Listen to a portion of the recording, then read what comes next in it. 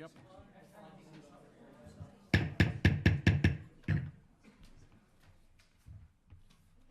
like to welcome you to the August 27th, 2018 meeting of the Marquette City Commission. I'd like to call this meeting to order.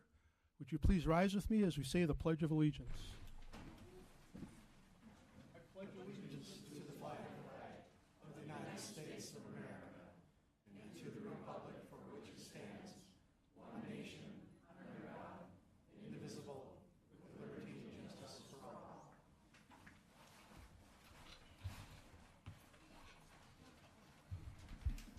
City Clerk, if we could have the roll call, please. Thank you, Your Honor. Commissioner Frazier? Here. Commissioner Plord? Here. Commissioner Reynolds? Here. Commissioner Schlegel? Here. Commissioner Smith? Here. Mayor Pro Tem Stonehouse? Here. Mayor Campana? Here. Okay, we have the agenda in front of us. Would somebody like to make a motion to approve? Commissioner Reynolds, I move that we approve the agenda. is there a second? Commissioner Schlegel, I'll second. all those in favor, please say yes. Yes. Opposed? That carries 7-0. Announcements, I do not have any tonight. Boards and committees. We have one reappointment. That is Mark Canale to the Local Development Finance Authority for a term ending 8/1/2022. Someone like to make a motion? Commissioner Plord. Your Honor, I move that we reappoint Mark Canale, Local Development Finance Authority, for a term ending 8/1/22. Thank you. Would there be a second? Commissioner Frazier. Second. Discussion? Any? Seeing none. All those in favor, please say yes. Yes. Opposed? That also carries 7-0. Next, we come to our first public comment of the evening. Public comment's a time when if you want to speak to one of our business items, you would reserve that time now. We'll give you 3 minutes. Or if you just want to address us on any topic, now is your time. You have 3 minutes. We need your name and address. I'm going to open public comment. Would anybody care to address the commission at this time? David Allen, 805 North Front Street here in Marquette. I just wanted to announce that the League of Women Voters will be holding 6 meetings, one in each district of the Marquette County Board, to discuss all the ballot proposals on the this coming election.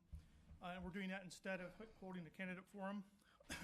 Part of the reason we're doing that is because we thought about doing an additional forum for this commission. We already have the one from before. We have all those members and the answers to the questions online.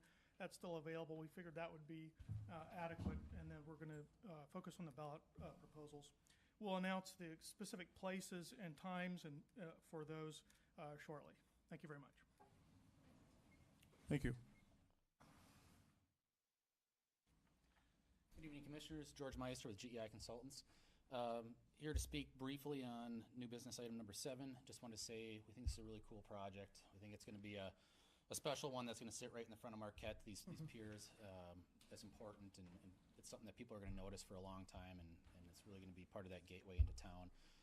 We're really excited to be considered for it, and we're here if you have any questions for us on that. Thank you.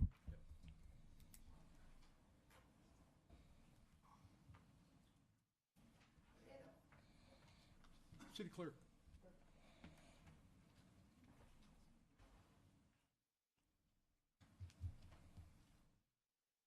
Can you get it first?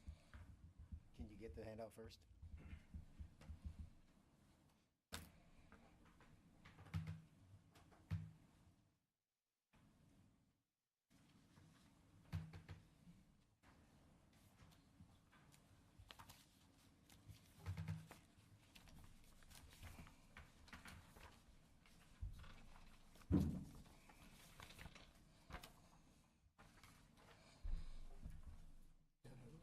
That's Pete's.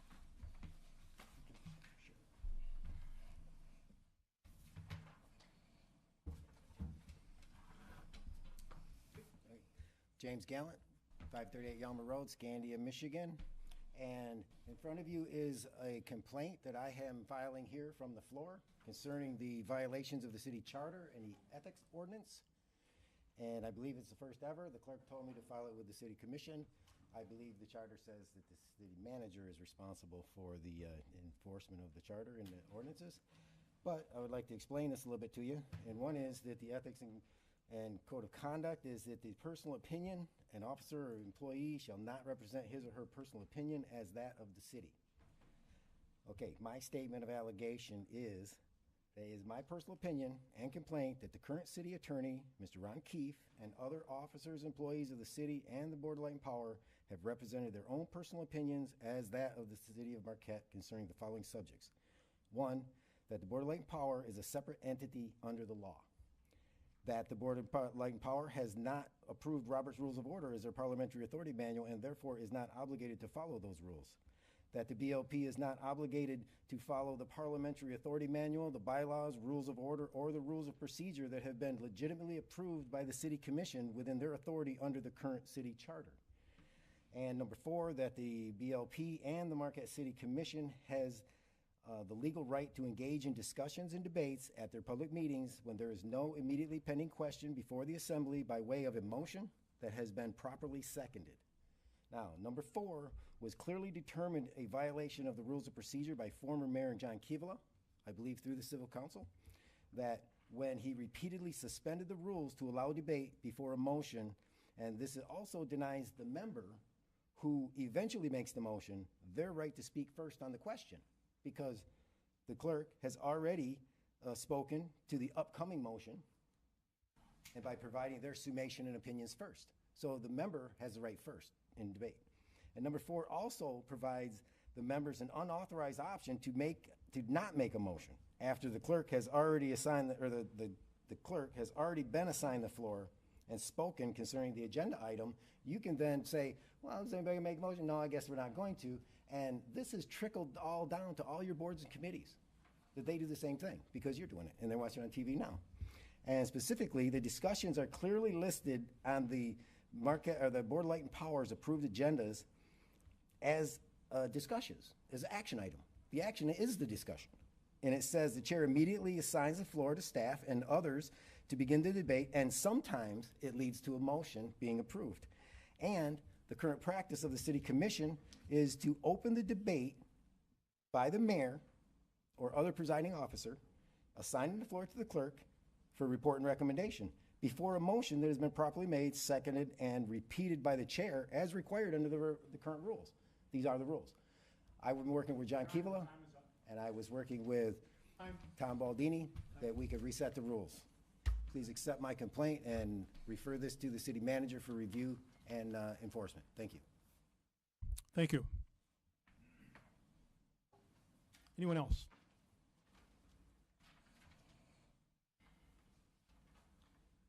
Jim Knapp, 815 West Bluff Street. Like to reserve time for Founders Landing, item number 7. Thank you.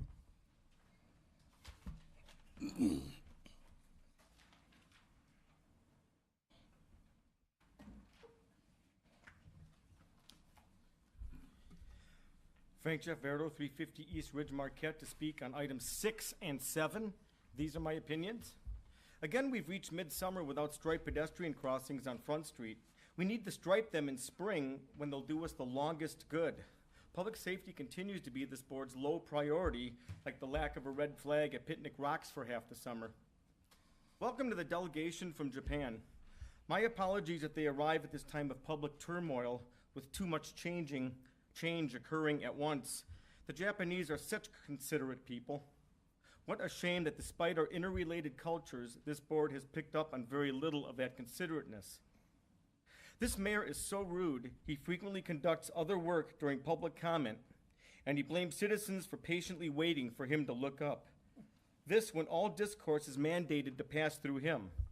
Instead of looking, he starts the timer, caring less what we have to say. He's voted to reduce public speaking minutes every chance he's gotten. Too many people accuse this board of not listening on many different issues. They treat us by who's who and respond only to what they want heard while ignoring the more telling testimony on record. Examples are none mention the TV news poll on Hartwood or the original news release. Only 79% wanted any of Heartwood developed. The news release called for only 356 acres. They voted too soon without providing the requested depictions. By August 13th, this board had learned nothing. They again rushed a decision knowing full well that requested, obviously needed information was not provided. We again had no chance to prepare effective comments. Past requests to provide this information were ignored. Mr. Stonehouse admitted the need, but went right ahead and voted anyway. Members are on record deceiving the public, never worse than on July 30th when this mayor said the Heartwood land sales, quote, couldn't have been a better outcome. Everyone got what they wanted, end quote. Little did he know that 2 hours later, a news poll would reveal that roughly 79% of us wanted none of it developed, a far cry from everyone. This is how out of touch with the public this board is. 79%. Contrary to what we see, this is an all-male board. Ms. Smith is no replacement for Ms. Penzi, nor is Mr. Schlegel commensurate with Mr. Baldini, both appointed for the votes they'd cast, which is exactly what we've seen. Mr. Fraser votes with his mentors, and the chair doesn't digest what's said even when he's not multitasking. Mr. Plord is on record at least 3 times fabricating cute responses by omitting previously recorded testimony. Mr. Campana's Heartwood deception was especially injurious in that it gave the public a false impression of what our citizens want for this rare opportunity, and for our other green spaces as well. This is the most out-of-control board we've seen in my 20 years of involvement. More striking is this board's absence of any measure whatsoever to improve its public relations. Anyone else? Anyone else wish to address the commission? Seeing none, I'm going to close public comment. We're going to move to presentations, of which we have 3 tonight. The first is a proclamation for the Higashiomi Sister City Delegation. City Clerk, would you lead us in that? Thank you, sir. Whereas the city of Marquette, Michigan, and the city of Yokkaichi, Shiga, Japan, formally became sister cities on August 13th, 1979, for the purposes of developing long-term cultural and educational understandings and personal friendships, and whereas, during the 2005-2006 year, the city of Yokkaichi and 6 neighboring towns were consolidated to form the new city of Higashiomi, and on May 23, 2005, our sister city agreement was extended to be between the city of Marquette and the city of Higashiomi, and whereas the people of Higashiomi have welcomed 23 formal delegations and many informal visits of Marquette area citizens and treated each to warm hospitality, and whereas the people of the Marquette area have welcomed 23 formal and 5 informal delegations, 39 Northern Michigan University sister city scholars, along with other guests from Higashiomi, and treated each to warm hospitality, and whereas over 3,625 citizens of our 2 cities have been involved as delegates, visitors, or host families since the program's inception, and whereas a Higashiomi sister city delegation led by Hitoki Taguchi, a member of the Higashiomi International Friendship Association, arrived in Marquette on August 26, 2018 to enjoy our hospitality. Now, therefore, I, David J. Campana, the mayor of the city of Marquette, do hereby proclaim August 27, 2018 as Higashiomi Week in the city of Marquette, and extend to the delegates from Higashiomi the status of honorary citizens of Marquette during their visit, dated this 27th day of August, 2018, signed David J. Campana, Mayor. Thank you. Now I'd like to call upon Paulette Lindberg, who will give a brief introduction of the visit and what we're doing here tonight. Paulette? Thank you, Mayor Campana and City Commissioners. Once again, it's an honor to welcome a delegation from Higashiomi. This is already, as mentioned, our 39th year of having a sister city friendship and a friendship of adventure with Higashiomi and the residents of the prefecture of Shiga.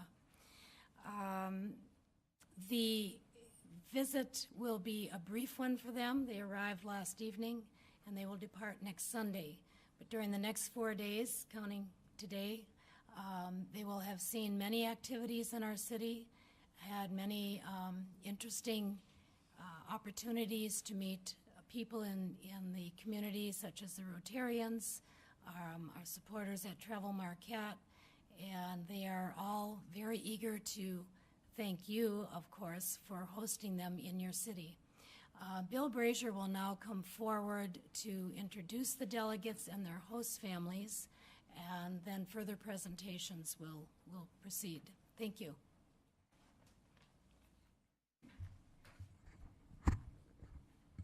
Good evening. I'm Bill Brazier, the Assistant Program Director and a Marquette Area Sister Cities Partnership Board member. I will introduce the delegates and their host families. And joining us tonight to translate is Tomiko Inoue.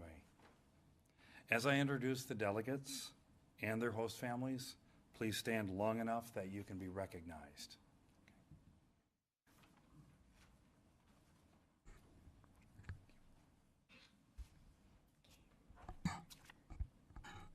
こんばんは。マーケット地域姉妹都市パートナーシップ理事を務めておりますビル・ブレイジャーと申します。施設団員とホストファミリーのご紹介をさせていただきます。通訳は井上智子が行います。ご紹介の際、施設団員の皆様、ホストファミリーの皆様はお名前を呼ばれましたらご起立ください。そしてテレビカメラの方を見ていただけますようお願いいたします。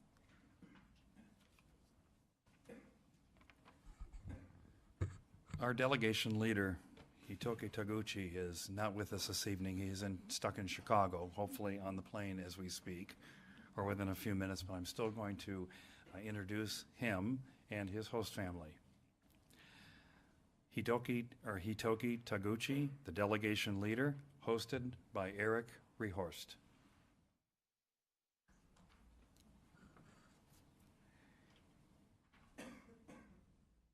Representing as the assistant leader of the delegation, Naomi Morricone, hosted by David and Mary Lou Blomquist.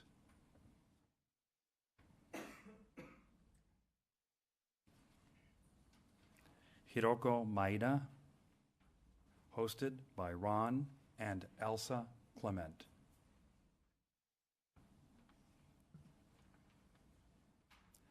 Fumiko Oku, hosted by Linda Mahalski.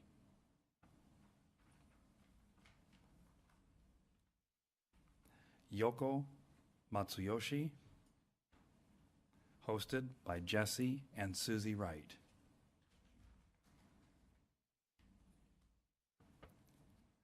Kumiko Kominami, hosted by Carol Bell. Kyoka Terisawa, hosted by Steve and Betsy Grugan. And not a formal member of the delegation, I would like to introduce to you the 2018-2019 NMU Sister City Scholar Student, Kento Murata.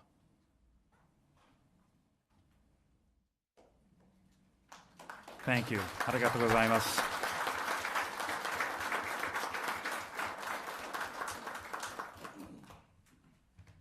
Now I'd like to call on the mayor to come present your honorary citizenship certificates.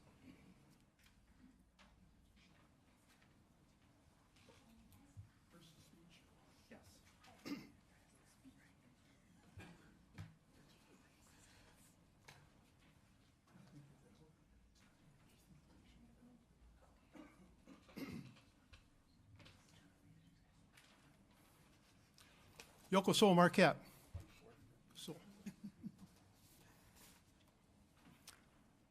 On behalf of the City of Marquette and the City Commission, I'd like to welcome all of you to Marquette and thank you for making the long trip. We are honored to have all of you as guests and to keep strong our relationship between Higashiomi and Marquette. The friendships that have been made between your citizens and ours is so valuable when it comes to understanding how we all need to all coexist together. We hope to learn from you and hope that you can learn from us. Again, welcome to Marquette, and we hope that you have a most pleasant visit. Arigato.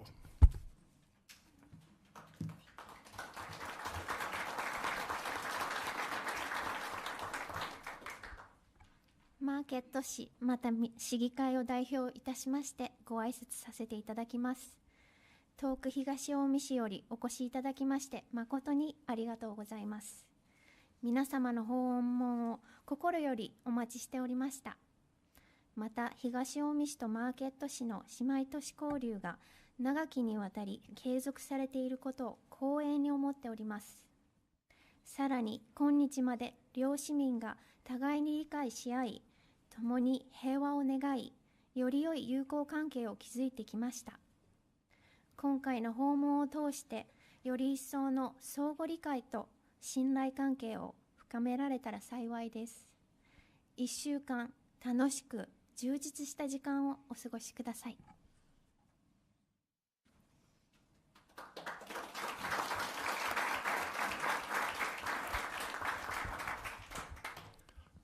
I would like to introduce the members of the City Commission sitting here in front of you.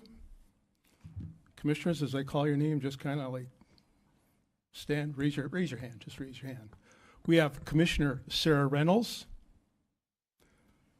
Commissioner Mike Plord, Mayor Pro Tem Fred Stonehouse, Commissioner Paul Schlegel, Commissioner Peter Frazier, Commissioner Jenna Smith. We have City Manager Mike Angeli. We have City Attorney Ron Keefe. Chief of Police Blake Reibold. Deputy City Clerk Kyle Whitney. And I could go around and introduce everybody in the room, but we'll stop it there. So. Now we are at honorary certificate or gifts.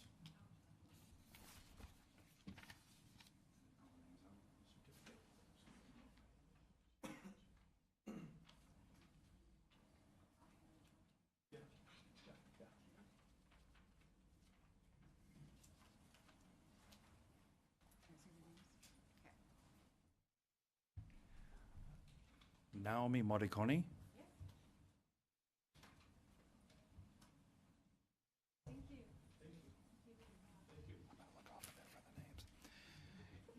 Hiroko Maeda.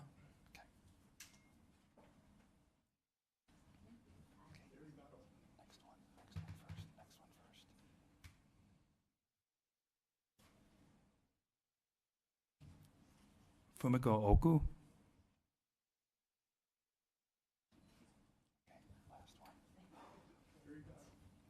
Yoko Matsuyoshi. Kumiko Komiyami.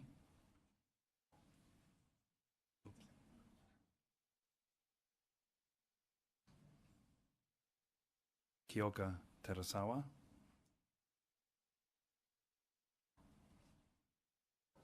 Arigato, thank you.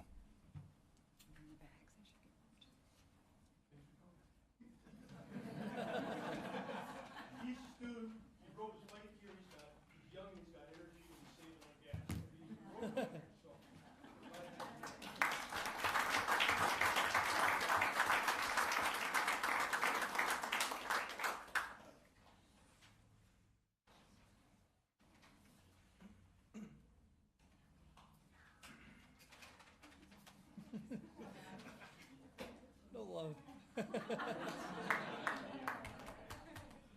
going to speak, okay.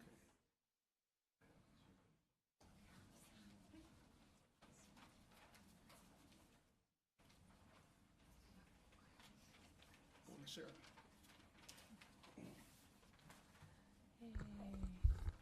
Good evening.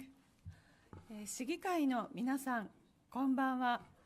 私は2018年度東近江市友好親善使節団副団長の森幸二直美でございます。どうぞよろしくお願いいたします。本日はこのような機会を設けていただき、誠に感謝いたしております。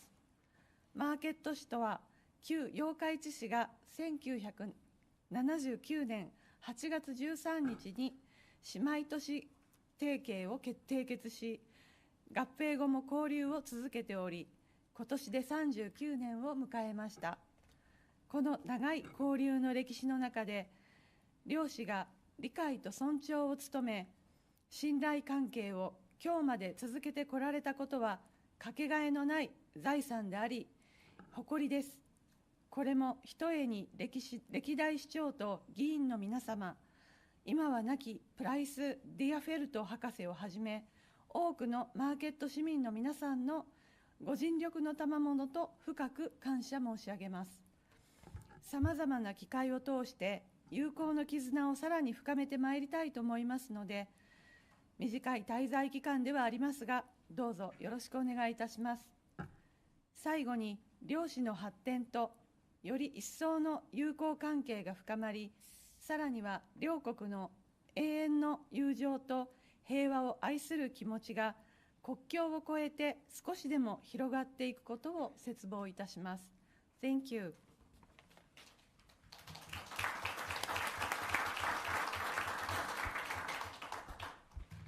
Good evening, City Commissioners, City Officials, and guests.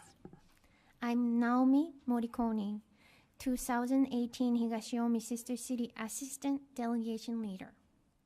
We appreciate your welcome, and it is great to meet you all. Thank you so much for this opportunity to meet with you this evening. Yokaichi and Marquette established this Sister City partnership in 1979, and even after the city consolidated and became Higashiomi, the relationship has continued for 39 years.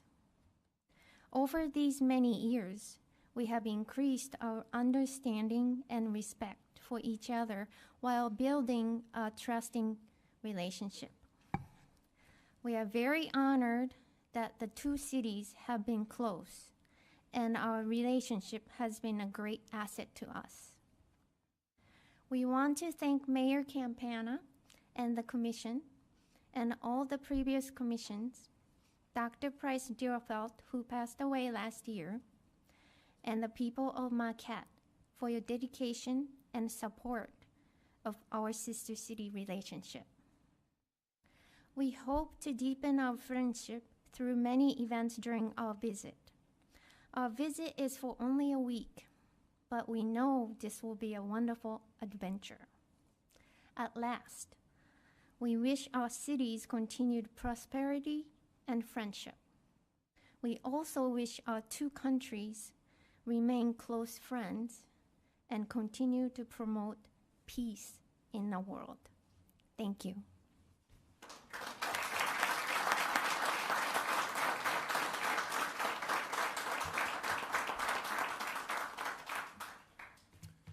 So in closing, I'd just like to say our community is fortunate to have this relationship with the city of Higashiomi. I think we're also fortunate that we have people within our community that are willing to keep this relationship going. It shows you that people a world apart are basically the same. They're good, they're decent, and we can all get along. I would say to the people in the community, if you see this group out and about, please show them the friendliness and the warmth that we are well known for here. So let's hope that they have a good visit here, and we're really happy that they are here. Thank you for coming. Thank you.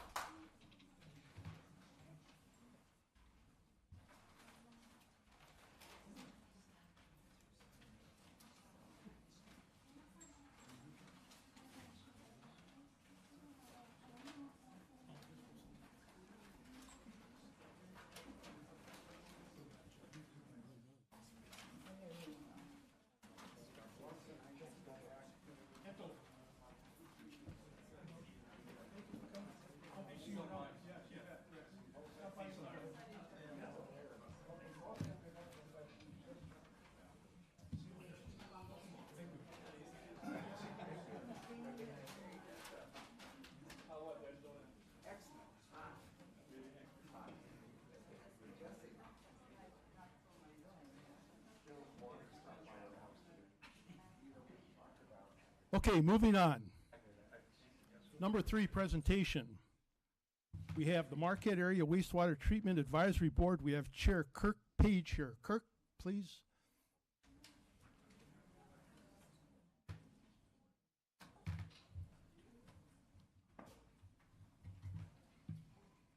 Okay, good evening. I hope I can keep this good vibe going here. Well, this talk probably will not be quite as interesting or exciting, but hopefully worth your time. We have on the Wastewater Treatment Facility Advisory Board 5 members, 1 each from Marquette Township and Chocolate Township, 3 from the city of Marquette. And each member can have an alternate. We meet the 3rd Thursday of each month at the plant, and everyone is invited. I believe we have the meetings now at 10 o'clock, which is becoming quite a popular time to meet instead of the afternoon.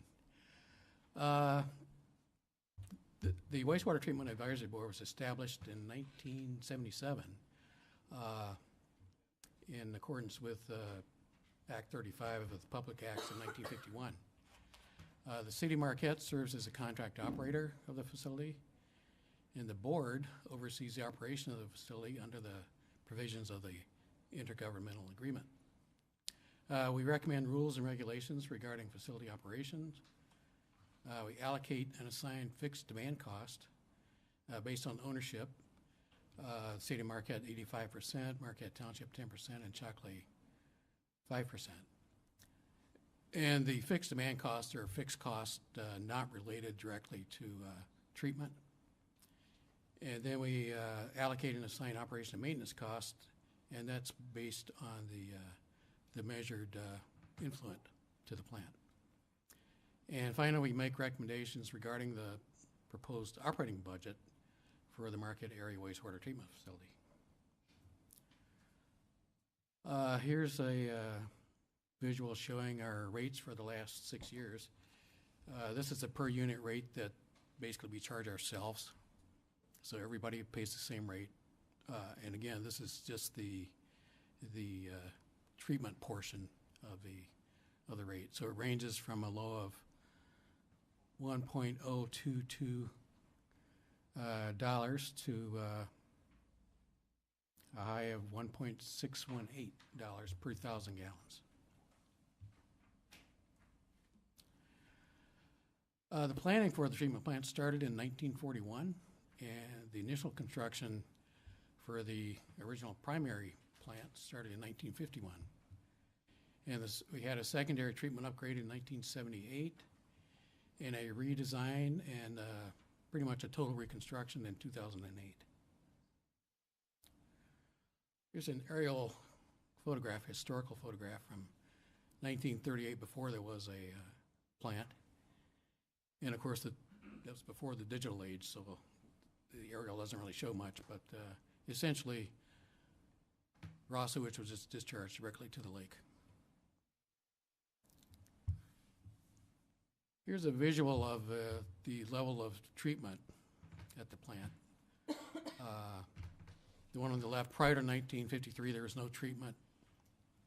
And then pre-1978, the beginning of primary treatment is the middle one. And the one on the right is the treatment since 1978. Now this is just, a visual of, what the sewage looks like when it goes to the lake. But what you can't see is even more dramatic. So here's a schematic of the plant. The raw wastewater goes through a screening and grit removal. That goes to the landfill. Then there are 4 primary clarifiers. Goes to biological phosphorus removal. And then there are 3 aeration basins.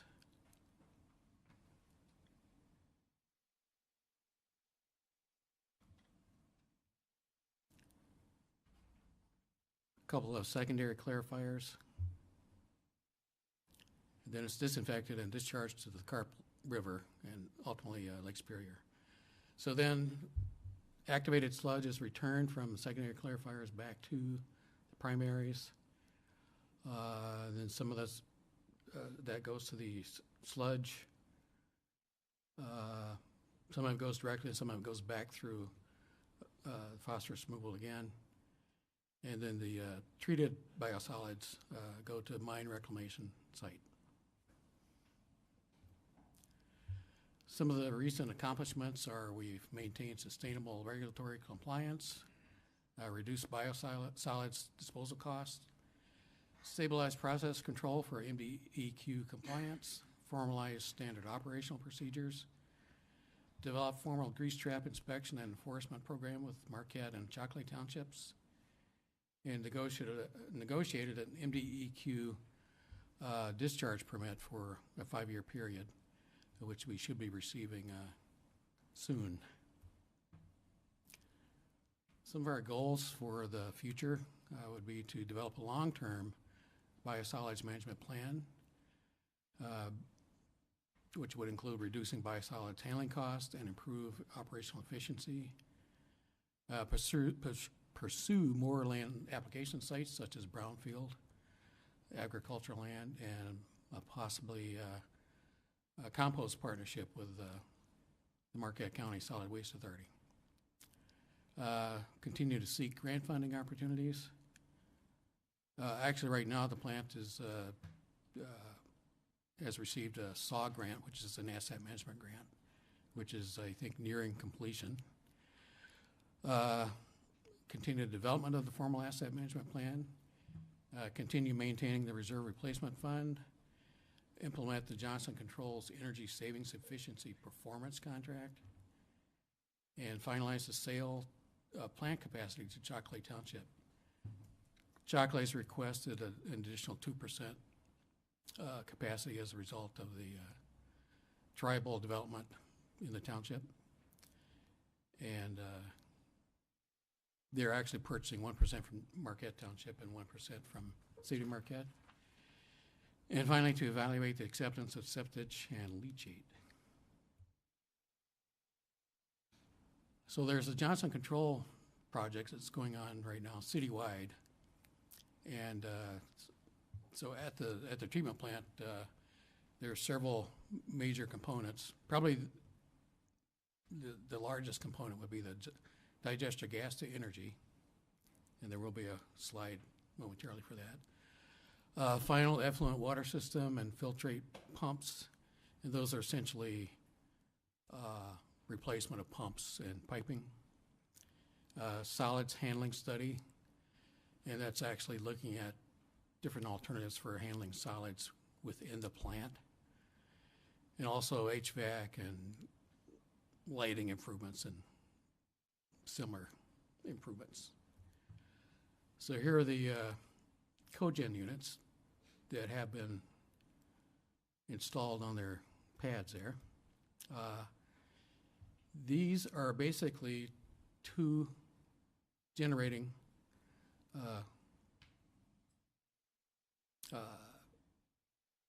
machines that will produce electricity 24/7 by burning either biogas or natural gas. So one of these will be running all the time. And then if by some really bad stroke of luck, they're both out, then we'll purchase from the BLP. That's going to generate the most savings in energy cost. So that's it in a nutshell. One thing that, this is like the effluent, picture of the effluent here, peering through the weeds from the other side of the bank of the Carp River. Okay, there's one thing that wasn't mentioned. You know, we talked about piping and pumps and lots of concrete tanks and other types of tanks and moving sewage around. But one thing that wasn't mentioned was, of course, people that make it all happen. So I'd like to give a special shout out to the director, Kurt Goodman, and chief operator, Mark O'Neill, and the rest of the staff, which are very dedicated and highly trained and do a great job. That's it. Thank Any you. questions? Questions? Commissioner Frazier. I'm sure you go out to visit whenever you can. It's a lovely place to hang out. I'm sure you just love hanging out there. But I know Kurt said before you were looking at possibly creating a dump station for all these, we have a lot of festivals now, and all the pump trucks come in and pump out all the stuff. Place to dump, they go out to other places to dump off. I know he's looked at possibilities of, creating like a dump station for waste treatment people, some place to dump off all the waste, they get pumped out.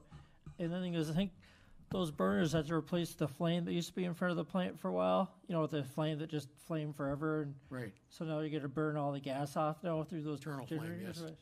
Yes, that's a plan, and I'm sure it will work, so.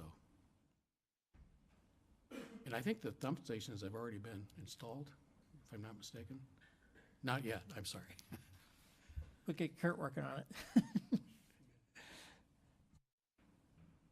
Thank you. Commissioner Schlegel?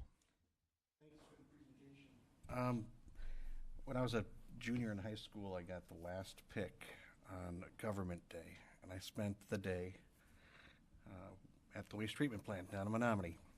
And I thoroughly enjoyed that day, and I learned very much about what you talked about today, and then some. We went out and saw the fields where the sludge was being spread, and how the soils were tested, and the pH balance, and all of the good things that came from the refuse of the last of the sludge and whatnot that's left over. Is there much of that going on? And I guess down there we've got a little bit more farming properties, things along those lines. Do you use it for anything? I'm not going to say anything like Milorganite or anything like that, but do you use it commonly up here for just individuals that want to come in and improve their properties and things along those lines? No, you just can't walk in and take it, but basically, a lot of it's going to agricultural land. And of course, they have to have an NDEQ permit to do that. And that seems to be working pretty well. Mm-hmm. You'd have, I understand the process where you'd have to go through and get things tested Sure, and yeah. balanced out and whatnot. We did a lot of stewardship through the Michigan State Extension, and then that's turned into a number of different programs up until recent. But I just think that there's a lot of great things that come from the process. I'm excited about these generators. That's new to me. I didn't realize that you were able to do that. And I guess, Kurt, you've been in a lot of work, so keep it going, and appreciate what you're doing. Thank you. Thank you. Commissioner Plort? Thank you, Your Honor. Also, thank you, Kurt. It's a great job you guys do, and I totally agree with you. Kurt, great job that you do, and we definitely appreciate all the work. Kurt is very, very close to what's happening and very, very sharp on what's going on. Gary, you're part of that as well, and your staff. Kurt, thank you very much for the hard work that you do, because we know you're on it every day. And to the committee, again, thanks for everything you do, because it's important. You guys do a great job. Thank you. Thank you. Kurt, just a quick question, comment. The capacity of the plant, we're nowhere near total full capacity. You have a lot of room to grow.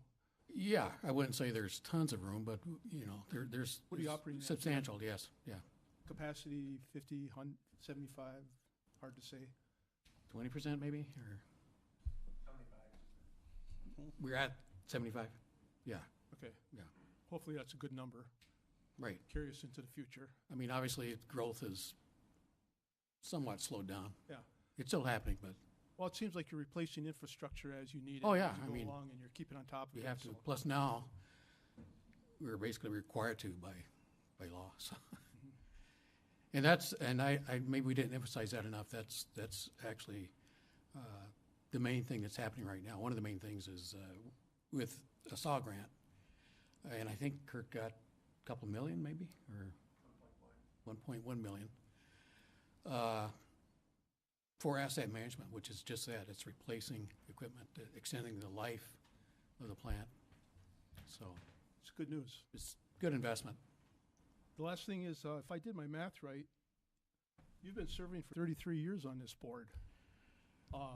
If that's so, we have to thank you for your, your Doesn't feel efforts a and day your over leadership. 32. Yeah. I know you started when you were 5 years old, but. Right, yeah. Well, thank you. Thank you for all you do for the board and everything else. Thank you for presenting tonight. Thank you. Thank you.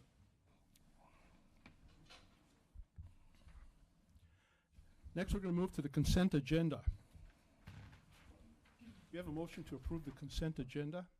Commissioner Frazier, Make a motion to approve the consent agenda as written. do we have a second? Commissioner Smith? Second. This containing a resolution, we would need a roll call vote. City Clerk, if you could, please.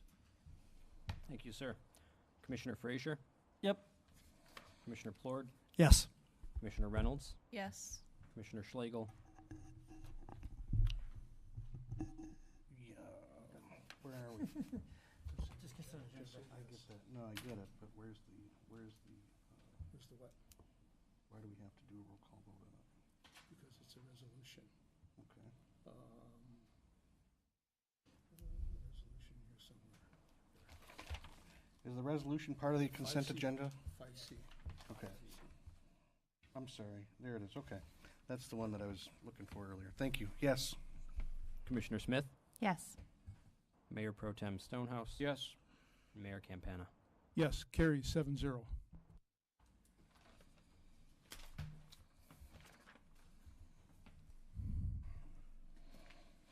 Next, we move to new business. First item under new business is a resolution authorizing the implementation of recommendations necessary to receive a redevelopment-ready communities certification. City Clerk, could you give us the background, please? Thank you, sir. The city strategic plan calls for the Community Development Department to seek and obtain redevelopment-ready community certification from the Michigan Economic Development Corporation, the MEDC. The City Commission entered into a memorandum of understanding with the MEDC on August 28th, 2017. Subsequent to the MOU, the MEDC completed a baseline report in June 2018 and presented it to the City Commission. The next step in the process is for the city to adopt a resolution to address the recommendations in the baseline report. Once the recommendations are addressed, the city will receive the Redevelopment Ready Community designation. Fiscal effect, none by this action. However, future grant funding opportunities will be bolstered should the city achieve the Redevelopment Ready Community designation. Recommendation, adopt the resolution as presented. Alternatives as determined by the Commission. Thank you. At this time, I'd like to call on the city manager to perhaps give us some more information on this item. Love to, but I'm going to defer to our Community Development Director, Dennis Stakowitz. Thank you. This process began approximately 2 years ago. We're into the second year of it now, where the city had placed in the strategic plan obtaining redevelopment-ready communities status. What that means is we would be considered a business-friendly community.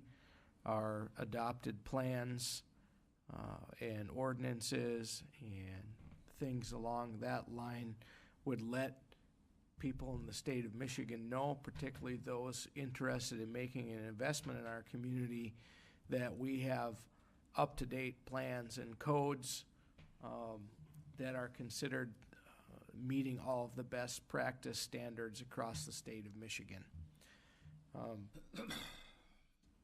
Throughout the process, most recently, as noted in the agenda cover, we had a community assessment done.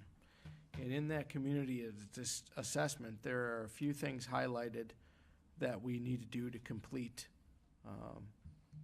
being redevelopment ready. First and foremost is the zoning ordinance, which we have the brand new land development code being worked on at this time with expected adoption in winter of this year. We would need to create a public participation plan, which we currently don't have, but most communities do that through a one-page resolution stating that we would work to have community participate in everything we do. And another item on here is economic development plan. Although we do have a somewhat informal one that was done under the last administration, we would be required to draft an economic development strategy that's a little bit more robust than the one that we currently have. And once we complete those, we would be eligible to, we would actually receive our RRC designation. If you can remember the gentleman, Christopher, that came, I believe it was back in June, and gave the presentation to the City Commission about the program. It hasn't really been released yet, but I do know that future grant funding opportunities through certain departments of the state are only going to be eligible to communities that have that RRC designation. So presenting it for your consideration to continue the process that we had originally committed to over a year ago.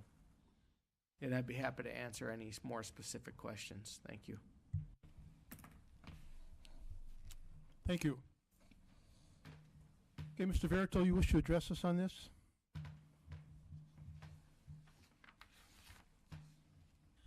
Frank Jeff Verito, these are my opinions. Here's Start another the clock. document whose concept is beneficial, yet it could be used by an unscrupulous board to give the public what we do not desire. Also suspect is whether everyone who's ready to vote has read the entire document. No doubt some have, but maybe not everyone. Large documents are too much to read between Friday afternoons and now. Take note of section 5.1, page 17, quote, "Instead of waiting for developers to propose projects, redevelopment-ready communities identify priority sites and prepare information to assist developers in finding opportunities that match the community's vision." Marquette has identified 3 priority sites to meet this best practice: Founders Landing Parcel 2, Cliffs Dow, and Heartwood, end quote. The authors of this report aren't aware that the community's vision differs from the commission's by roughly 79%. 389 respondents isn't a huge sample, but is by far the best we've got, from which so much can be gleaned regarding community vision, not only for Heartwood, but Founders and Cliffs Dow also. This board identified these 3 priority sites with no analyses of what should go where. The first proposals submitted were the ones approved. This report is already obsolete because over 200 of the 356 Heartwood acres are already sold, as well as Founders Parcel 2. In all cases, at least 6 members voted yes, knowing that the needed drawings were not provided. Too much has already been decided for this report to be current. The public at large doubtfully wanted more 3-story townhouses at Founders when the majority is already dedicated to living space. People like the overall plans for Cliffs Dow, but we suspect a Band-Aid will be used to cover the contamination instead of proper remediation. We deserve to know which portions of Cliffs Dow this board deems developable, and if this report, when approved, will lead to portions being developed that are currently planned for green space. Let us never forget the 26-unit business park this board approved there in 1998. More recently, an apartment building was proposed at the southwest corner, which, if cleaned, may be a suitable spot. Prior to that, 4 office parcels were considered along the parcel's west edge. The fact remains that this board has no clue as to what the public deems fit for any of these sites or what may arise as a result of this report. If history keeps repeating itself, they'll approve this report without knowing how we feel and will again vote in advance of the proposed survey. They seldom tweak anything. They'll approve it just to get it off the agenda, flaws and all, to little fault of the report's authors. Prior to voting, this board needs to wake up to the public sentiment and exercise the vision that this report calls for. Because if there's one attribute this board has lacked for 20 years, it's community vision.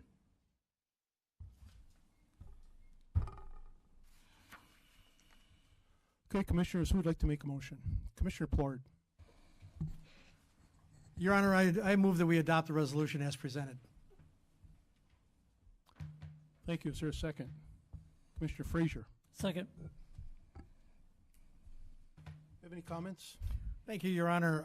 Regardless of what one person may believe as far as studying the whole resolution, 1 weekend is enough, really, to read the whole resolution and understand what's going on. I am a great proponent for getting grants and bringing grants money back to the city of Marquette. I support everything that the city does and the city staff does to get those grants. I believe Mr. Goodman just mentioned a $1 million plus grant strictly for wastewater treatment. One of the things that's very important about getting grants, and that is that it's about the only way to get money from Lansing any longer. Lansing has done a great job over the last 10 years, perhaps longer, to squeeze the money that's coming back to the cities from Lansing. And they're continuing to do that. Unless something changes drastically because of the election in November, that's going to continue. So we need all the grants that we can get, and we need to put ourselves in a position to get those grants as often as we possibly can. That's why I support this. Thank you. Mr. Frazier, anything? I think it's a great idea just to be, tell people we're a development-friendly community. I think that's great. And then we have a plan to see how we can develop the future. Because everything is in the future and we can do anything we want. Thank you. Further comments? Seeing none, roll call vote. City Clerk? Thank you, sir. Commissioner Frazier? Yep. Commissioner Plord? Yes. Commissioner Reynolds? Yes. Commissioner Schlegel? Yes. Commissioner Smith? Yes. Mayor Pro Tem Stonehouse? Yes. Mayor Campana? Yes. That carries 7-0. Our next new business item is the Founders Landing Pier Redevelopment Feasibility Study and Conceptual Design, the Professional Services Contract Award. City Clerk, could you please give us some background on that? Thank you, sir. As part of the Brownfield Plan for Founders Landing, various public improvements were agreed to be made and funded through the plan. The final public improvements required for the Founders Landing development project include redevelopment of the pier and reuse or removal of the existing piling structures. The project area is located on Lake Superior, east of and adjacent to the Founders Landing development and south of the Lower Harbor Ore Dock. The north set of piles are directly east of Barraga Street, and the south set of piles are east of the Hampton Inn. The two piling structures are the remains of the Spear Merchant Dock complex constructed in the late 1800s. The northern pile and pier structure is approximately 600 feet long and 80 feet wide, containing roughly 1,800 wooden piles. The southern structure is about 500 feet long and 40 feet wide, with roughly 1,400 wooden piles. These structures are located on State of Michigan property, covered by a bottomlands lease and use agreement with the city. The agreement terms require the city to either reuse these piling structures or remove and cap them. Reusing the piles may be less expensive than removing them and will have the added benefit of providing public use. Community Services staff issued a request for qualifications, RFQ, for a feasibility study and conceptual design services for the Founders Landing Pier redevelopment project on June 25th, 2018. Qualification statements were due on Thursday, July 26th, 2018. The following proposals were received. GEI Consultants of Marquette, Michigan at $83,500. Smith Group JJR of Ann Arbor at $179,900. AMI Consulting Engineers PA of Superior, Wisconsin at $129,950. And AECom of Marquette at $67,000. Each firm's proposal was evaluated and scored by a team of city staff made up of the Community Services Director, the Community Development Director, the Community Services Assistant Director, and the City Hydrology Engineer, according to criteria listed in the RFQ, consisting of previous experience, worth 30 points, proven ability, worth 30 points, proposed cost, worth 20 points, and quality of response, worth 20 points, for a total of 100 available points. The scores from each team member were averaged by firm as follows. GEI Consultants, 88 points. Smith Group JJR, 82.5 points. AECom, 73.5 points. And AMI Consulting Engineers PA, 47.75 points. The Chief Financial Officer also reviewed the financial statements provided by each firm and further supports awarding this contract to GEI Consultants, the highest scoring firm. Fiscal effect. This project will be financed utilizing a brownfield bond, with the debt service being paid from brownfield TIF revenues. Recommendation: approve GEI Consultants' proposal to develop the Founders Landing Pier redevelopment feasibility study and conceptual design, and direct the city attorney to develop a professional services agreement. Alternatives as determined by the commission. Thank you. City Manager, were we going to further discussion on this? Sure. Thank you, Mr. Mayor. I'll start the conversation and then turn it over to John Swenson, our Community Services Director, in just a few moments. But just to reiterate the background here, the City of Marquette received ownership of the piers back at the same time that the Founders Landing project took hold, that property was turned over to the city from the railroad. As a condition of that possession, both the Michigan DEQ and Michigan DNR required that we either reuse or remove those pilings within a certain amount of time. I hate to venture, and I wouldn't speak too loudly, but I think we're probably beyond that time. And we know we've been given extensions by the DNR over the course of the last few years to, as long as we had a plan in place, we could continue to extend beyond the required 10 years, which was the original contract. Once the money became available, which is through the Brownfield Plan and the development of the Founders Landing, including the Hampton Inn, the condos, and the Marquette One Place, or Marquette One Place, One Marquette Place. There you go. You know, the funds became available. We are nearing the end of the time period where that money can be spent, so we're coming up on a hard date to complete this project. We do have time, and once that money became available, we decided to move forward with the concept of reusing the pilings in the form of a public pier or public promenade or something in that respect.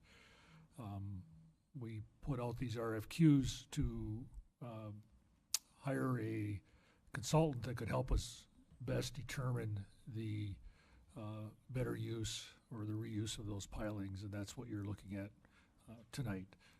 John. Thank you, City Manager. I think this part of this process is pretty important. As we sat out to kind of wrap our heads around what's going on down there with these piles, it became very evident that we needed to have a more clear understanding of what's there and how the lake interacts with what's there. We currently have a place down in this area where we can moor some boats broadside. There's a small concrete pier there where we can put boats with whips, and we've done that a couple of times.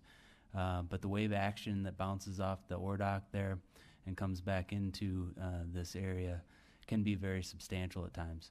So this process, this step of the process is really to gain an understanding of what's there, what's in the water, what the condition of these piles are, the bathymetric survey showing the lake bottom, as well as computer modeling of what the wave action is and what kind of infrastructure would need to be set up in order to have something that was sustainable. So this process led us to put out the RFQ, and as stated in the background, we got 4 respondents to that. A couple of these were really nice proposals. I think ultimately GEI had the best bang for the buck. So they're offering the most services for the dollar. Pretty heavy on inspection. We'll definitely know what's there if we select GEI. And I think that the city manager said it over and over and over again, but it bears repeating. The goal with this is not to create another marina. There has been talk, in the far past of something along those lines, but the city is currently working very diligently to have the 2 marinas that we operate no longer require subsidies from the general fund. That's a tall order, and we're not looking for any further marinas. So whatever the conceptual design of this may end up being, it will not be a place where people store their boats, all year. There's, a possibility of short-term temporary parking while someone goes up and you know, has an evening on the town, that type of thing. But we'll see how that all shakes out. I bring this up because part of this process would be the consultant working with the Harbor Advisory Committee to undertake anything that may have anything to do with recreational boating. So Harbor Advisory Committee will be involved in the process. As all staff that were mentioned looked over these proposals, it was pretty clear that GEI is our strong recommendation. So that's the direction that we recommend the commission take. Thank you. Okay, we had a few people that wanted to address us before we take this up. Mr. Meister, do you have any more to say, or you're just there for questions? Questions, would be happy to answer them. Like I said, we think it's a great project and excited to be considered for it. Thank you. Next, we have Mr. Jim Knapp.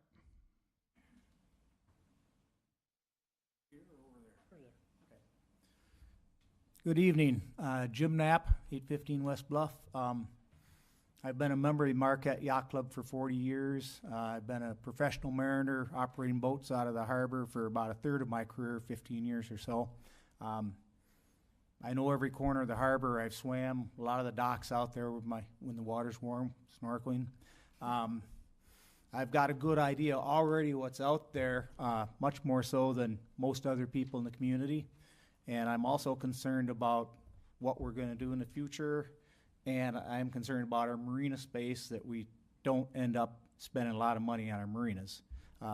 Quite a few years ago, we came up with plans of marinas down here. And the one that was, I guess, touted the best was a great big huge thing that required lots of rock to make a breakwater out in front of Founders Landing. It was a great plan, but the cost of that was just pretty high.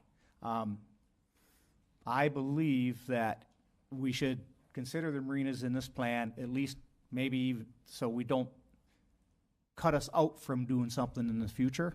So what I want to point out is on the north docks piling field, that's already very shallow water inside those pilings, and the amount of breakwater that could be placed in the area of those pilings and extended out to Ripley's Rock would be far less fill than it would be required anywhere else in Marquette. So even if we want a marina 30 years down the line, we should be thinking of that as we develop that area, if we go that way, or not prevent us from doing that in the future. So I'd like to see that looked into as part of this feasibility study. There's endless options. That's just one to, if we don't do it now, preserve it. The other part of using the area between the north piling field and the Yordock as some type of marina in the future. The outer end, there's still a gap there that waves can get in. And I've been other places around the Great Lakes where they've installed wave attenuation units, and they work pretty good down in Harbor Springs. And one way I haven't seen it, but I've heard about it, those big, huge tires on those mining machines up at CCI, a wave attenuation thing can be simply those big 20-foot tires chained in place. As long as they go down about half the depth of the water, that blocks the waves from coming in. So I'd like to see some consideration put to this feasibility study to not prevent us having the best option for marina in the future. Thank you. Thank you. Mr. Fairdo?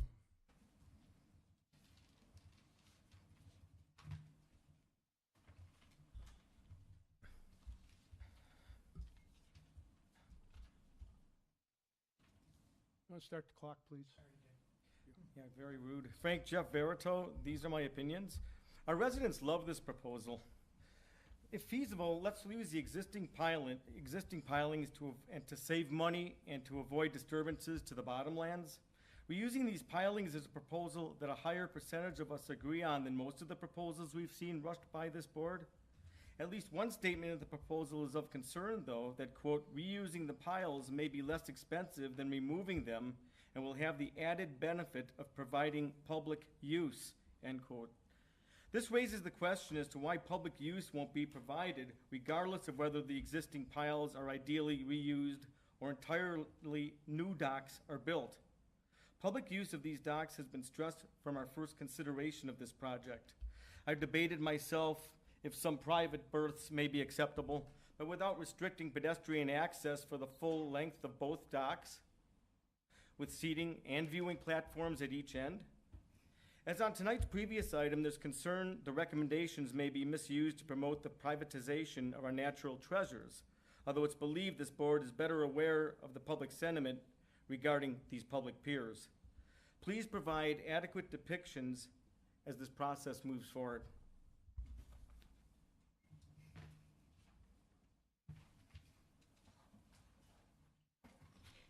Commissioners, who would like to make a motion? Commissioner Stonehouse.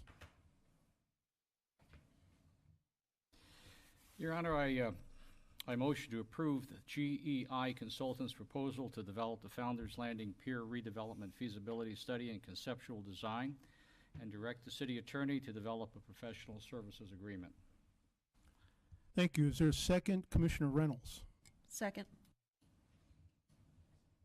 Do you have any comments, Commissioner? I've got a few comments that I think would be germane to this. This is really a tremendous opportunity for the city. When we think about how long those pilings have been there, and we think about the fact that we have a $500,000 requirement from the state to remove them for them to remove them if we do not, i.e. we have a limited period of time that we can reuse them or we have to remove them.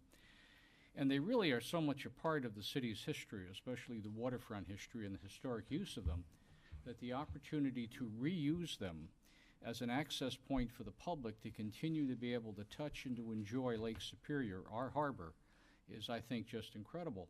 And when we link that together with the public access we have already there with the dock and with the bike path, we really are developing a very unique water gate, if you will, not to misuse the political term, but what historically in Europe would be referred to as a water gate, where people come into the city that way. They use that as a gateway to the city, and yet have, at the same time, have the public be able to go out and, I don't know, maybe fish, maybe just enjoy the water a little bit, maybe just take a stroll on a nice evening.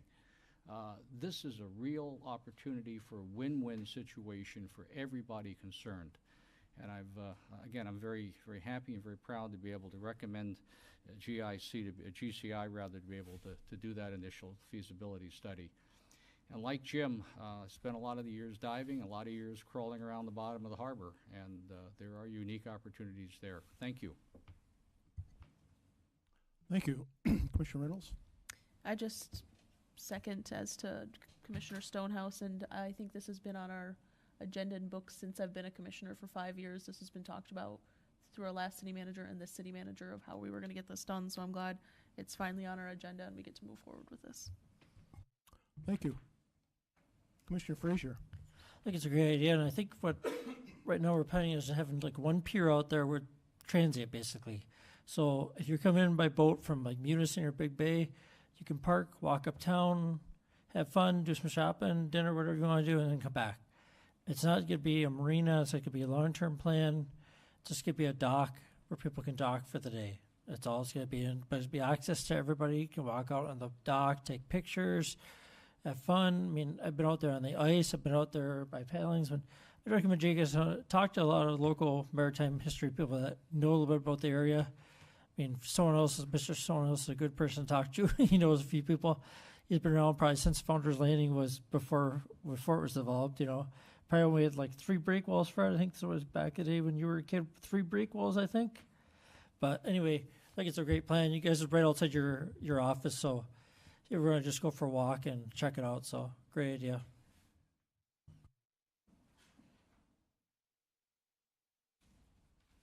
Mr. Schlegel. I just want to reiterate the fact that this is something that's been part of the brownfield redevelopment portion of that space down there since its inception, if I'm not mistaken. And that's the part that I was really looking forward to seeing come to fruition from the beginning, was that development of the pilings, and whether it was intended to be a marina or not a marina. I think what we're doing with it, or the intention here, is to give it back to the public and allow, we get a lot of flack from access people that say that we're not giving access, or we're taking away access or views or whatever it is. And I can tell you just from some recent drone footage that I've seen and some other developments that are going on down there, some of the photos that we're going to be able to incorporate and give people access to the seeing out alongside of the dock and everything that the harbor has to give from that angle is just going to be stunning. And I'm very, very excited to see that given back and preserved for the people of the community, whether it's for 4th of July or for Tuesday night, whatever they want to do with it. But that's something that it's probably the highlight for me for the entire development process down there. And I look forward to seeing you guys come up with a great recommendation. Thank you.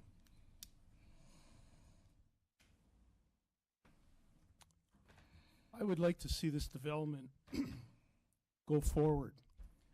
If you ever are walking around downtown on a nice summer day, you're going to see a lot of people down in that area, a lot of tourists, a lot of local people. And to have some piers where you can just walk out onto the water and just observe the lake, be a really nice asset for the city of Marquette. We have to remember that the money for this is not coming from our general fund. This is money coming from the Brownfield Plan, which is money that's generated by the increased tax capture of the developers. So it benefits the city in that regards. And I would like, going with GEI is a good decision. They have served the city well in past projects. So I believe we have all kinds of faith in that they can do a good job looking at this and hopefully coming up with a plan. Anybody else? Okay, seeing none, no further discussion. All those in favor, please say yes. Yes. Opposed? That carries 7-0.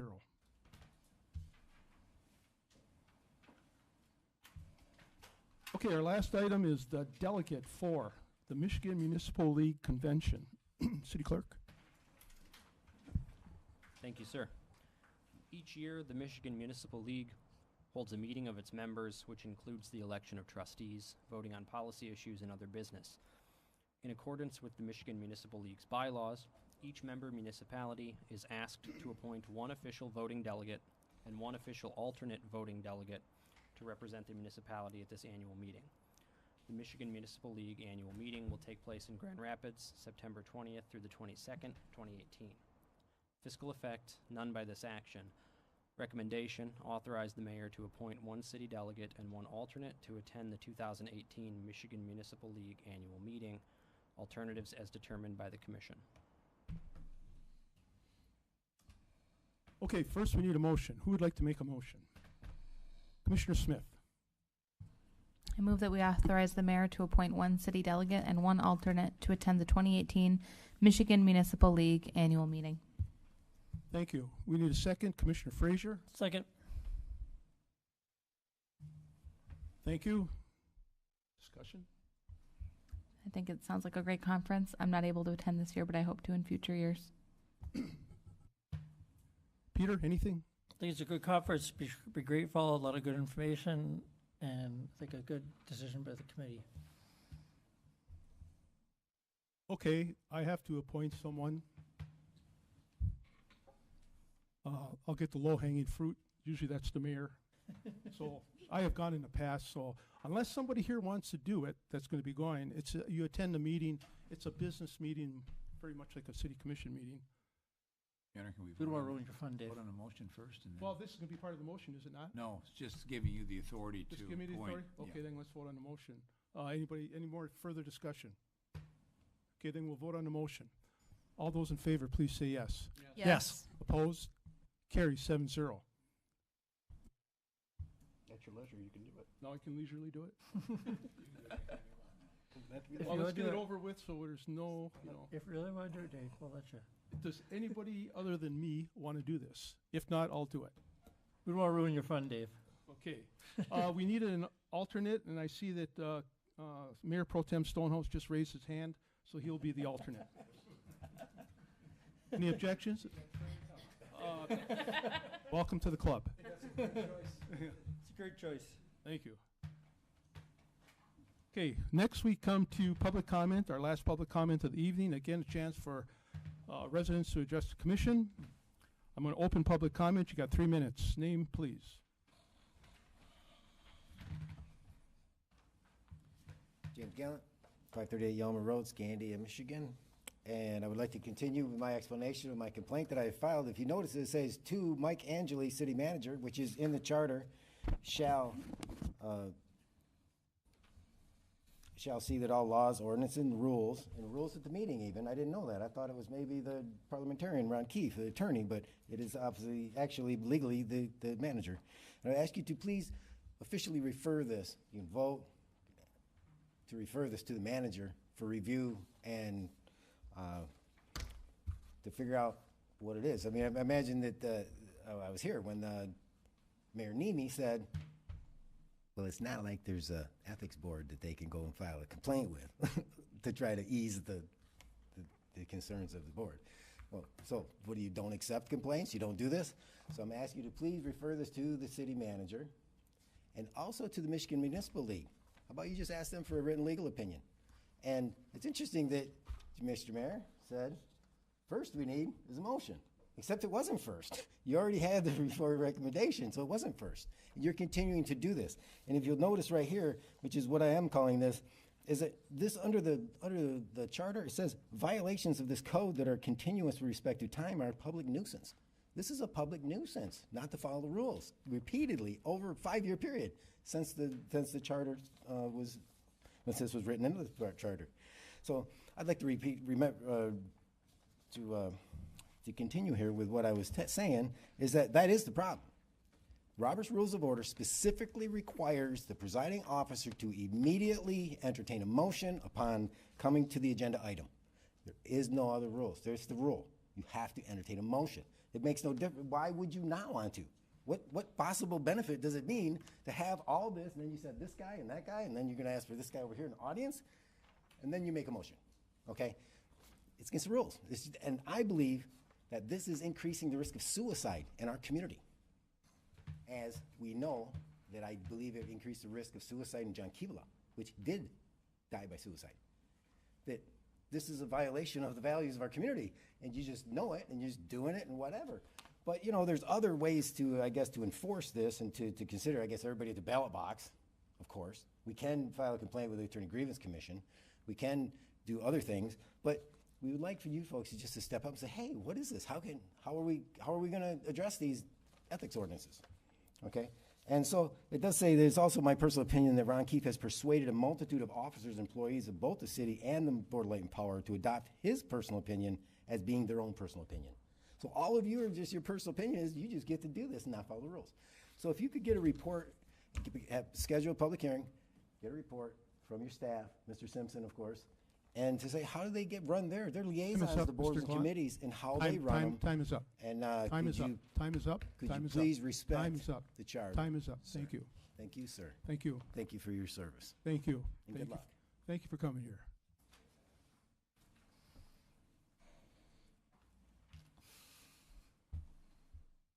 Okay if I bend your ear for another 30 seconds? 3 minutes. Okay. Just to add to my comments earlier, on the peer redevelopment. Give us your name. James Knapp, 815 West Bluff. I'd like you to be able to ask the question on the pier, if you are put in a situation where you don't have the money to spend a lot of money, would it be okay to make a small fishing pier and designate the rest of those pilings as fish habitat, so when you use a fishing pier, you can catch fish?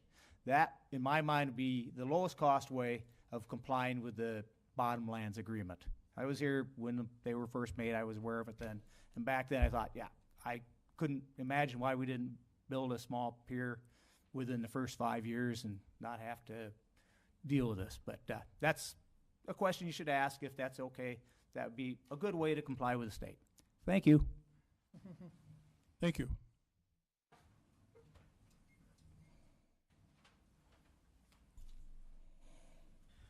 Frank Jaffarelli, these are my opinions. August 13th, Mr. Plord launched his latest attack against me, a replay of his previous diatribe. The 4 people who don't like me, what am I trying to accomplish? The waste of time, always without sufficient detail to progress. I responded to him previously. Again, I'm here to promote responsible development, to help preserve ample green space, and to hold members accountable for their frequent mishandling of the public. My causes are evident from the comments themselves. Mr. Plourd's aware of this, but continues to play his unproductive game of fabricating clever-sounding rebuts that don't account for what's on record. He appears to listen intently, and he has a knack for making himself sound like he's making a definite point, but upon dissecting his words, his smooth-talking rhetoric crumbles like a ball of soft snow, as shown irrefutably on public record. August 13th, he suggested I'm a hypocrite for wording a comment as if the decision were already made. In other words, not giving this board the benefit of the doubt. However, minutes after my comment, they verified my allegation with their votes, caring less whether the drawings were provided to give us a chance to provide useful input. He sounded so convincing when he chastised me for saying we weren't given an opportunity. He believed that the fact that I spoke was an opportunity. He's so fixated on formulating clever responses, he fell into another trap. The requested documents were not provided ahead of the vote. I worded my comment as intended, knowing how this board operates. Mr. Plourd keeps forgetting there's always a next meeting, and that to date he's never ever had the last word. He's checkmated every time, just as he will be on his latest effluvium, until his silence deafens us once again. Despite Mr. Plourd, we were not given our due opportunity. The requested materials were not provided, even for this board's own review. If the concept seems good to them, they approve it based on who's who, not on the validity of what's said. That's why site plans matter none to this bunch. Mr. Plourd's the hypocrite for suggesting my comments are a waste of time when it's clear that his and the chair's responses provoke the very waste of time they don't want wasted. We've been through these cycles before, with all the repetition their careless responses generate. He told us over a year ago that he'd bring matters before this board that constituents raise with him off record. To date, he's mentioned little of what they've said other than that they don't like Frank. This suggests that all people discuss with him is me, as if there aren't more important goings-on everywhere we look. The face and the pace of our community are changing rapidly. I don't care whether Mr. Plourd can use what I say. Let him concoct another of his clever responses, which will be scrutinized word for word. A better question is what, other than notoriety for himself, is he here to accomplish? Surely not the interests of the vast majority, not when these members believe their 21% is 79%.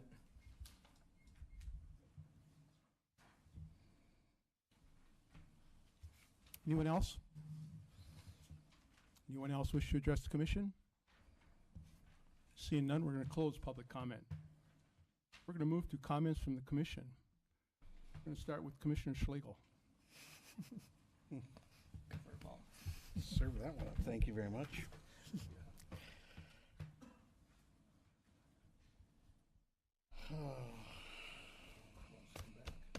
Nope, I don't think you need to.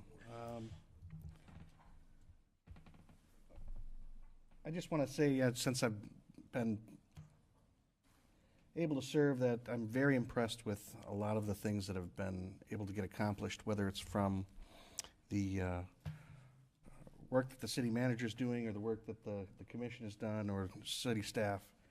And after being around it for several years now, I wish that more people would reach out and be a part of the committees, whether it's personal interest or just to take up a little bit of time and maybe some hobby space, whatever it might be.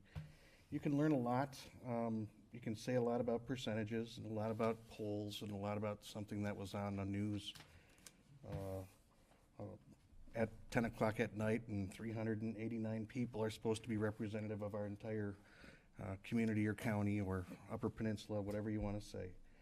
And I appreciate the fact that you're involved enough to come and want to spend time and speak with us on whatever level, on whatever topic. And I want to encourage you to keep doing that, because that's what makes us, that's what keeps us fresh. I can tell you right now that the work that gets scrutinized here most often is usually the work that has put the most time into and that we've had to do most of our homework on, and that city staff has been busting their humps on. And I just want to say that I hope that they keep up the good work and keep moving forward despite what some people come across as sounding informed. The site plan review happens at the Planning Commission level. I would encourage Mr. Verido to go and spend some time at those meetings and maybe even explore a little bit more of the process that happens down there. I think it might help his case to better understand how things get accomplished in this community. That's about it. Thank you. Thank you. Commissioner Frazier. Great weekend for everybody. There's a lot of festival, excuse me, festival activity down at Lower Harbor. They had a great weekend. I mean, all the money went back to the community. It was all Rotary funded, and they did a great job. They brought in bands, and it was great turnout. And I was kind of disappointed when I walked up there after the concert was over and saw the place pretty well littered with stuff. I mean, they cleaned it up very well, but just, you know, if people go to the place, hang out, have a good time, but just pick up your litter. Maybe we can put our garbage cans down there or something like that. It's just a shame. But anyways, look at, you don't like what's going on in town as far as development, then just look some of the founders of Marquette history. You know, just take a look at some of what founders used to look like. I remember when I was a kid, I used to go down there and walk through the railroad yard and pick up pellets, and you know, I remember the oil tanks being there, and then way before that was all the iron ore docks, and there were 3 or 4 of them. And unlike some people that come out in the community that were never raised here, I remember what it used to look like beforehand. In fact, the architect who designed Marquette Place said, I'd love to put a picture inside the building of what the oil tank field used to look like. Looks a little bit better now than what it used to. You know, it's a great improvement to the community. And where they're going to put the docks out, possibly with Ripley's Rock. I've walked out through the winter, I boated through there, and I've heard friends say, just make a condo out there or something. I said, well, that'd be interesting. But I didn't realize I'd read some history. That used to be an anchoring field for ships back in the early 1800s or something like that. I guess a place to anchor. So good for the history. Just like I said, just look online. You'll see dig up history, and there's lots of information out there. It talks about what Marquette used to be and stuff like that. And that, great community, and we had a good time, and look forward to everything else. And as far as some people comment, I don't think the city manager or city attorney's ever, you know, pushed us to follow his lead. Or he always tells us if we're doing something wrong or follows the charter. He never persuades us to do anything. I've been around. I've been serving on the committee for a while, on committees before that. I never heard of people saying the city attorney tells me what to do. There's never been. The city manager's always been the manager, the person to talk to. If any of us commissioners have a question about what's going on in the city, or want to talk to a member of the staff, we talk to the city manager first. The city manager then directs us to the proper person. That's the way it is, and that's the way it always has been. And our attorney just tells us what to follow and how the charter is and how it's written and what to do. So I think it's great. And for the BLP board, I think they have some members on their board that were former city commissioners. I think they know what they're doing, hopefully. So. Thank you, Commissioner Smith. So I've been on the commission a few months now. It's easy to get bogged down in the details, day-to-day the meetings. Well, you know, every couple weeks our meetings. Last couple weeks it's been interesting having a chance to start to look at the budget, which is bigger picture, evaluate city manager and the city attorney, big picture, and then just see the NMU students come back through a different lens this year, their economic impact on our community, their cultural impact on our community, and just really been thinking big picture lately. So I'm looking forward to our budget discussions coming up this week, next week, and the following weeks. And I'm looking forward to Wednesday night. I know the mayor will be hosting the Sister Cities delegates, and I'm looking forward to attending that on Wednesday night as well. That's all. Thank you. Thank you. Mayor Pro Tem Stonehouse. Just a few quick things, if I can. Been a productive night. Got a lot done. Being able to put forward the resolution for the ready, if I can spit this out right. The recommendation to receive a redevelopment ready community certification is really far more important than I think we maybe give it credit for at first blush. If you follow it through the legislature and you follow it in the Michigan papers, you see that it's only like 1 out of 4 communities in the state have been able to compete for it, have been able to get that designation. This is very rare. This is a real accolade for Marquette at the onset, but more importantly, it's the potential for the relatively good payoff at the outset. In other words, once we move this on, it puts us in a fine position to continue to develop the city and continue to provide the financing and the money that pays for all the city departments that we have and all the services given the city residents. And I certainly commend, particularly Mr. Stakowitz and his group for being able to put the initial package together, because this is a real big deal. This has an opportunity to be a great stepping stone. I'm certainly very pleased, too, for the support for the feasibility study of the piling fields in the Lower Harbor. Again, it's not a game changer, but it can be a real enhancement for our citizens in an area that is so historic to all of us. Quick hit, Blues Fest is coming up this weekend, and I'm sure Commissioner Plur will talk about that a little bit better than I will, but it's something that deserves our full and complete support. It is rare to have a community, a city of our size, that has that type of quality venue for everybody. Lastly, we had a discussion a few months ago about getting an ordinance together trying to control fireworks, and I certainly hope that we are continuing to work on that so we can look at having something in place before next 4th of July. Just a comment about that. We do have a draft for you. Probably get it to you within the week. Some Excellent. changes to the existing ordinance. Excellent. So we have a draft in process, and that means it'll be moving through the pipeline. So good to hear. Thank you. Thank you. Commissioner Plord? Thank you, Your Honor. Just a couple of things. First of all, to Mr. Verito, just want to remind you something that you already know, but choose not to bring up. It was Mayor Campana's idea to re-add second public comment, to give people an opportunity to speak more to the commission. By the way, last meeting you had 12 minutes, and this meeting you had 12 minutes. That's really more than even commissioners get. By the way, also, you can go to the bathroom before you come up to public comment. You don't have to dance around like that. I assure you that ex-mayor Coyne is not in the bathroom. So take your time, relax, make yourself comfortable. Also, to Mr. Gallant, I assure you that my opinions are absolutely my own, always have been, always will be. And I'd be happy to debate that issue with you at your convenience, anytime and anywhere, as a matter of fact. Also, to reiterate what Commissioner Smith said, the budget meetings are starting next week. I truly urge people to come to the budget meetings and see the process that takes place. I can assure you that city staff know absolutely where every penny goes, what it's for, why they want to spend it. They will be here to answer questions. And if you're serious about where the money goes with the city of Marquette, please show up at these meetings. The agendas are on the city website. Also, to add to what Mayor Pro Tem Stonehouse said, the Blues Fest is this weekend. There's a free show Friday night, by the way, absolutely free. I urge you to attend the free show. I urge you to attend the Blues Fest. If you don't know what blues music is, but you like music, you're missing out. Blues music is the basis for rock and roll, modern rock and roll, and a lot of other forms of music. And the Blues Fest is done so well that headliners in the industry want to play Marquette. And the blues, the committee, the talent committee nowadays are actually turning down people.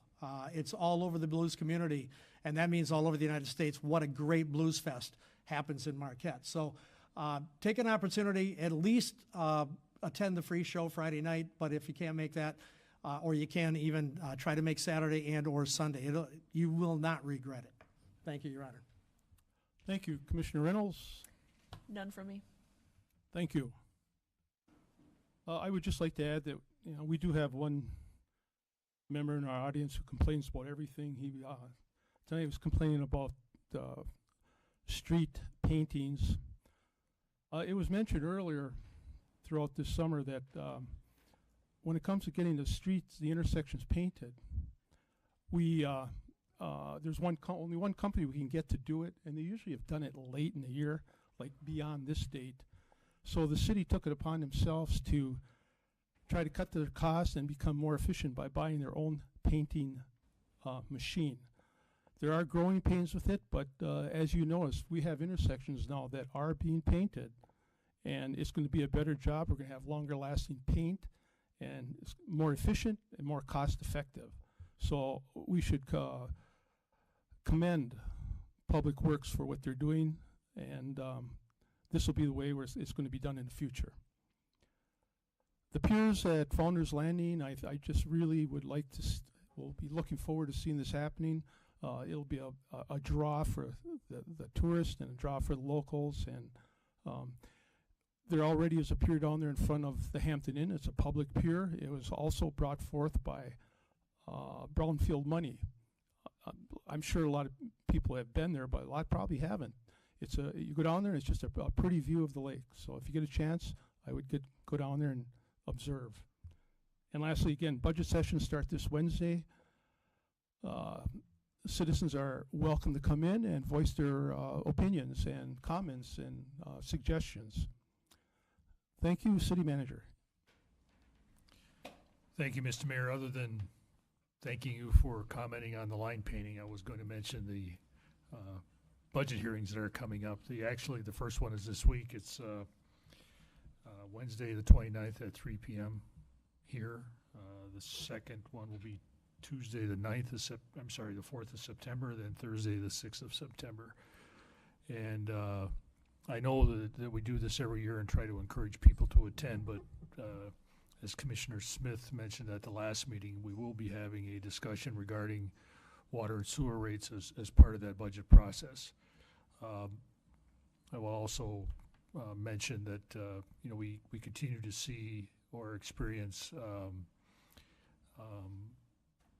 bigger challenges with finances within the city, and that we are working our darndest to make sure we can balance a budget. So we will hopefully present you with an acceptable budget this year, and continue to work towards making it balance every year.